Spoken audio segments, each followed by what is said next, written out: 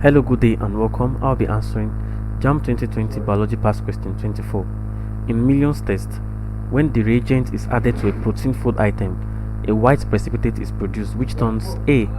Blue on heating, B. Yellow on heating, C. Green on heating, and D. Red on heating. Now, in millions test, when the million reagents is added to the protein food, be it egg, be it beans, or any solution, let it be a collider solution of that protein food. Now, once it is added, it will first of all give a white precipitate. Now, millions test is actually used to test for protein. Millions test is a test for protein.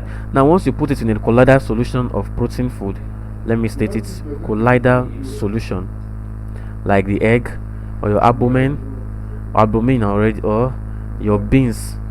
Now a white precipitate is formed.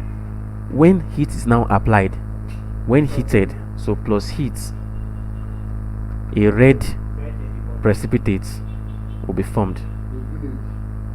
And that is option D. This confirms that there's presence of protein in that food. Thank you, and ensure to subscribe to the channel for more videos and past questions.